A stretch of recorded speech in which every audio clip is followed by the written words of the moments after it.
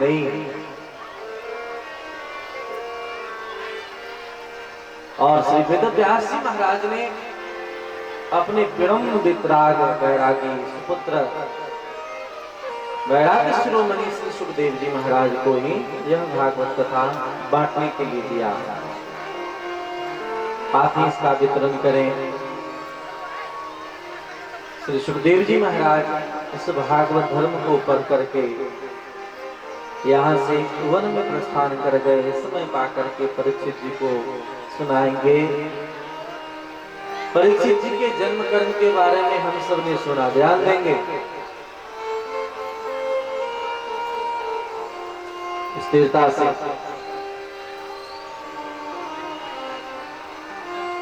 कथा में हम सबने सुना कि अश्वत्थामा 5 पांडव के बच्चे को मार दिया। ध्यान देंगे इस कथा का दर्शन क्या है, गंभीरता से सुनेंगे तो समझ सकते हैं। अश्वत्थामा ने दुर्योधन को प्रसन्न करने के लिए सेनापति का बनना स्वीकार किया। देखिए चंदन क्या चीज का होता है, लकड़ी का, मिट्टी का, हल्दी का, दही का, इन सब का चंदन किया जाता है। लेकिन अश्वत्थामा ब्राह्मण होकर के भी चंदन क्या चीज का किया है?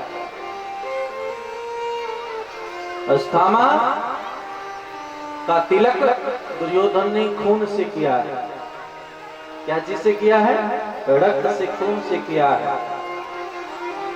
हर एक चीज का हमारे जीवन में महत्व होता है। आज देवी देवता के नाम पर जहां लोग हिंसा करते हैं, जीव जंतु को खाते हैं, पीते हैं, बताओ मनुष्य शाकाहारी प्राणी होकर के राक्षसी भोजन करता है, राक्षसों जैसा, पशुओं जैसा करता है। मैं विस्तार में नहीं जाऊंगा, लेकिन विचार करिए, जैसा खाओ अन्न वैसा हो भी मन। एक साधारण सी बातें हैं। किसी की मृत्यु हो जाने पर कोई व्यक्ति मुर्दे को छूता है, ध्यान देना। पढ़े लिखे लोग आप सब हैं, विज्ञ श्रोता हैं।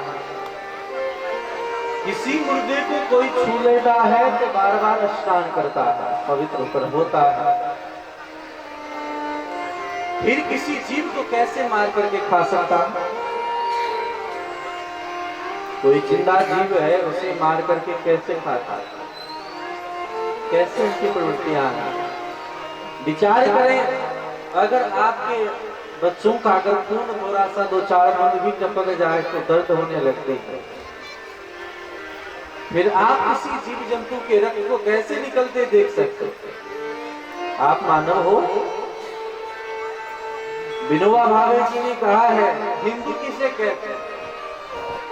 वैसे तो हिंद महासागर के तटवर्ती हम सब हैं, इसलिए हिंदू हैं। नहीं तो हम लोग तो सनातन धर्म वाले हैं। सनातन हम सबका, जिसका न ओर है, अंत है, न छोड़ है, सनातन है। लेकिन विचार करिए, हम आप विचार करके देखें,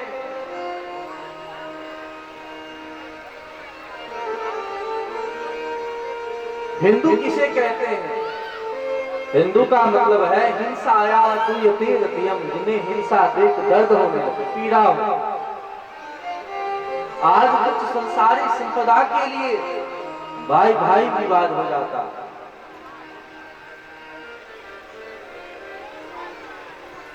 भाई भाई में कुछ संपदा के लिए विवाद हो जाता है। एक शायर है, जिंदगी में ये हुनर भी आजमाना चाहिए, जिंदगी में ये हुनर भी आजमाना चाहिए। अगर कुछ संपत्ति के लिए, धन के लिए अगर अपनों से हो बैर तो हार भी जाना चाहिए। अगर इन संपत्ति के लिए अगर आप हार भी गए, वह हार भी आपका जीत कहलाएगा। अरे कौन सा व्यक्ति कितना लाद के ले जाने वाला है, क्या लेकर के जाएगा? लेकिन जीवन में हम अपने अपनों से बैर ठान लेते हैं कि नहीं ठान लेते? तुझ संपत्ति के लिए, नेक नेक जमीन के लिए, मकान के लिए, दुकान के लिए,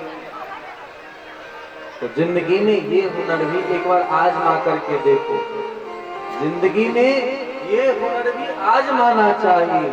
अगर हो अपनों से जंग, कुछ धन के लिए, कुछ संपदा के लिए, तो हार भी जाना चाहिए। हार जाइए। अश्वत्थामा ने राक्षसी तिलक किया, इसीलिए उनकी वृत्ति राक्षसी हो गई, मार डाला। द्रौपदी का मतलब मैंने बतलाया था। दर्शन क्या है? दया।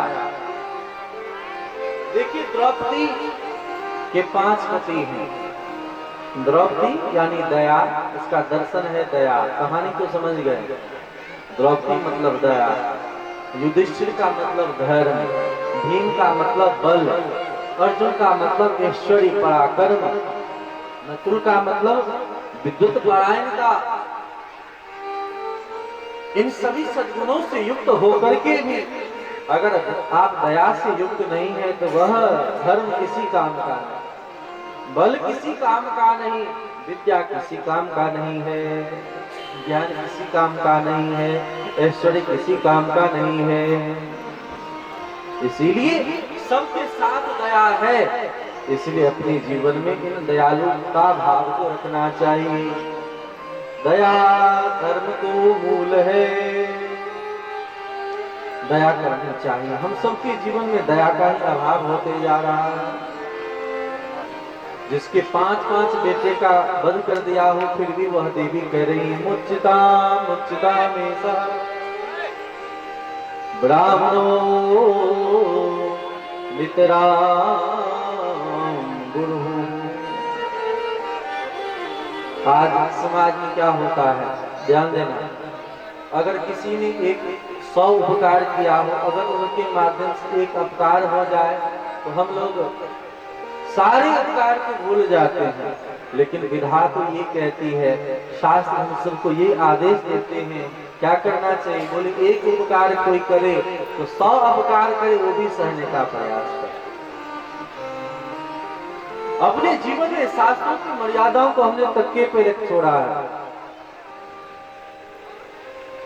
द्रौपदी महारानी कहती है छोड़ दो, माफ कर दो। ये है द्रौपदी का मतलब। द्रौपदी मतलब दया।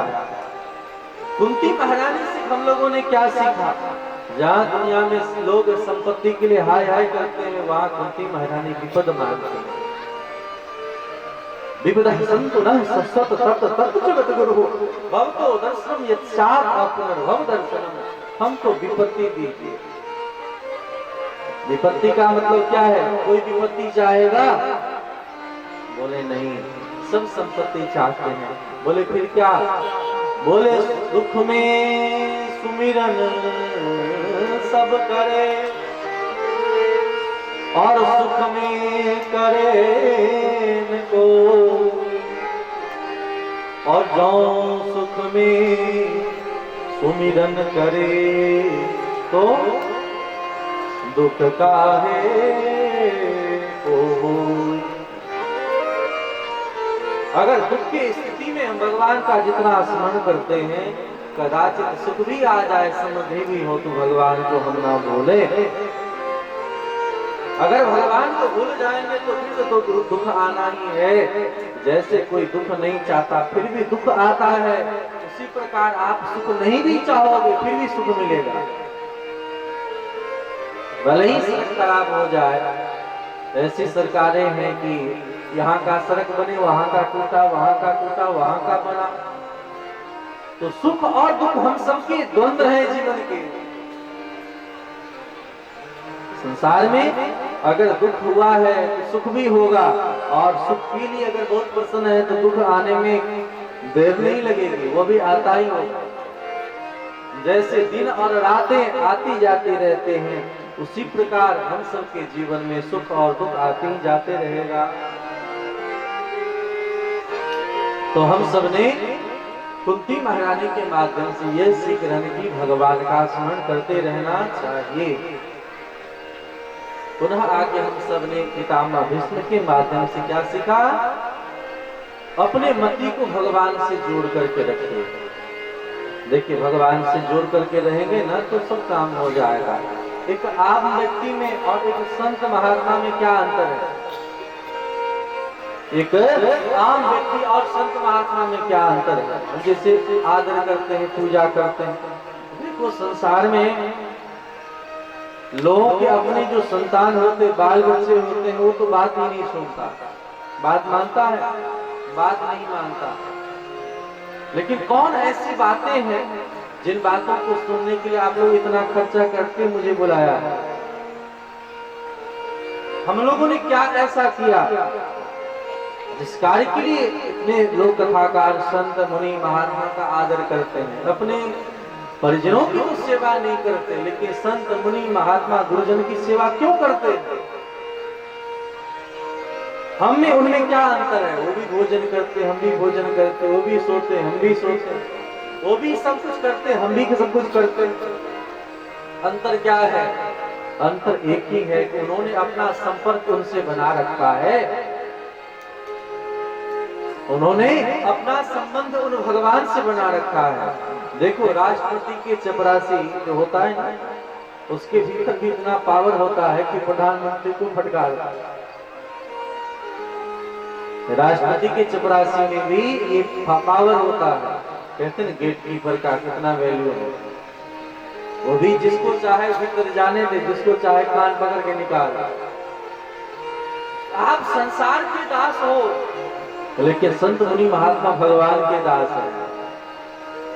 दुनिया वाले दुनिया के दास हैं। सोचत सोचत दुनिया मर गए और मौज करे